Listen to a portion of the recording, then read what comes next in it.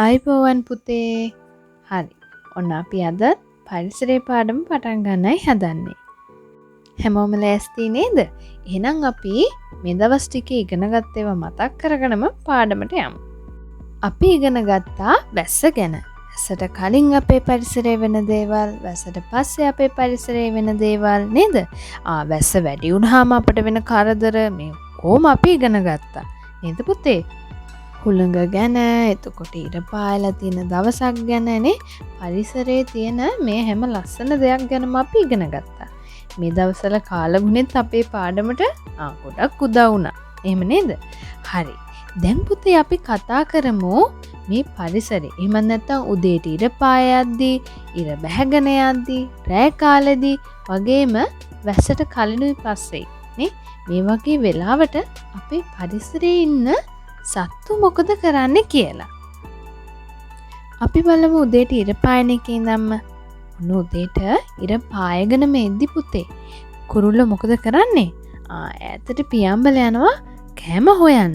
හැබැයි පුතාලා දන්නවද ඉර පායන්නත් කලින් කවුද කෑ ගහන්නේ කියලා? ඔව් කුකුලා. ඉර පායන්නත් කලින් කුකුල්හාමි අයියෙන් හඬලනවා. කුකුලා කෑ ගහන සද්දට මොකද්ද කියන්නේ? කුකුලා හඬලනවා කියලා. සාමාන්‍යයෙන් උදේ පාන්දරම තමයි කුකුලා හඬලන සද්දේ අපිට ඇහෙන්නේ. උදේ ඉර පායනවත් එක්කම පුතේ පුංචි මල් පොහට්ටුත් ටික ටික පිපෙනවා. හරියට පුතාලා උදේට ටික ටික නැගිටිනවා වගේ තමයි මල් පොහට්ටුත් ලස්සනට ටික ටික පිපෙනවා. ඉතින් මේ පුංචි මල් වලින් පැණි බොන්න මීමැස්සෝ එනවා, සමනල්ලු එනවා, ඒ වගේම චූටි පැණි කුරුල්ලොත් මල් වලින් පැණි බොන්න එනවා. ඔන්න උදේ කාලේ එහෙම කලබල වුණත් පුතේ දවල් කාලේ වෙද්දී පරිසරයේ සත්තුන්ගේ කලබලේ ටිකක් අඩු වෙලා සාමකාමී වෙනවා. ඔන්න හැබැයි අපිට දකින්න පුළුවන්. උදේම කෑම හොයාගෙන ගිය කුරුළු අම්මලා ඒගොල්ලන්ගේ කුරුළු පැටවුන්ට කෑම ගෙනල්ලා කවනවා. මේක නම් පුතාලත් දැකලා ඇති. දවල් කාලේ ඔහොම ගෙවිගෙන ගිහිල්ලා ඔන්න ඉර බැහැගෙන හවස් වෙනවා.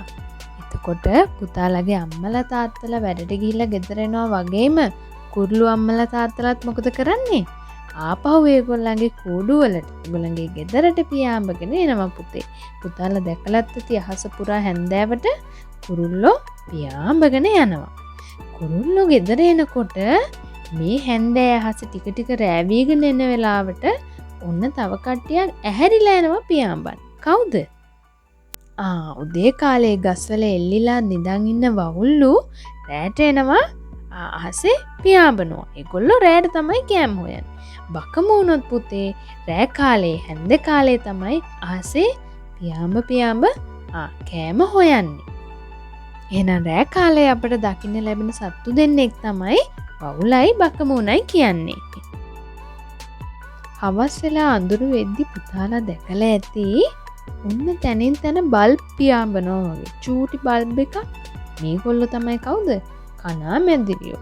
මේගොල්ලන්ගේ ඇඟේ පිටිපස්සේ කෑල්ල දිලිසෙනවා. හරියට බල්බ් එකක් දාලා වගේ. ඉතින් කනා මැදිරියෝ හැන්දෑ වුණාම ගොඩක් අඳුරු වුණාම අපේ පරිසරයේ ඉන්නවා අපට දකින්න පුළුවන්. හරිම ලස්සනයි.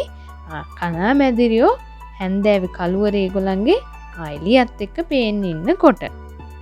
ඔන්න අපි කතා කරන්නේ උදේ දවල් රෑ හැන්ද වෙද්දි සත්තු කොහමද හැසිරෙන්නේ කියලා. දැන් අපි බලමු වැස්සට කලින් වැහිලීනි මොකද කරන්නේ කියලා.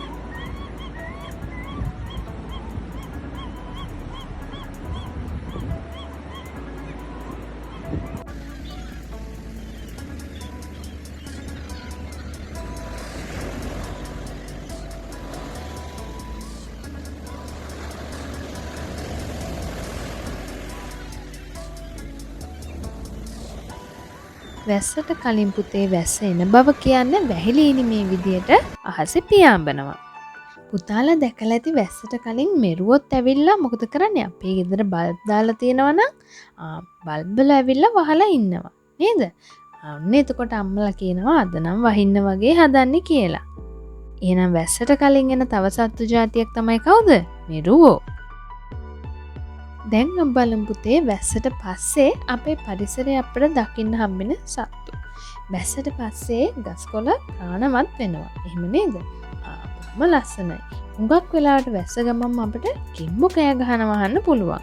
ඔයගොල්ලන්ටත් ඇහිලා ඇති. වැස්සට පස්සේ පස බුරුල් වෙලා තියෙන හින්දා පොළොවේ ඇද ඉන්න පුංචි කුරුමිනියෝ පණුව වගේ සත්තු පොළොව උඩට ඇවිල්ලා ඉන්නවා අපිට දැක් ගන්න පුළුවන්. හොඳයි පුතේ, අපි අද ඉගෙන ගත්තා දවසේ කාලය අනුවයි. එහෙම නැත්නම් පවතින කාල ගුණය අනුවයි සත්තුන්ගේ චර්යාවන් වෙනස් වෙන්නේ කොහොමද කියලා. ඒ කියන්නේ සත්තු හැසිරෙන හැටි වෙනස් වෙන්නේ කොහොමද කියලා. දැන් පුතාලත් ඊළඟ දවසේ මේවා එහෙම වෙනවද කියලා බලන්න ඕනේ. බලලා පුතාලා නිරීක්ෂණය කරපු දේ ලස්සනට චිත්‍රකින් ඇඳලා පෙන්වන්න ඕනේ පුතේ.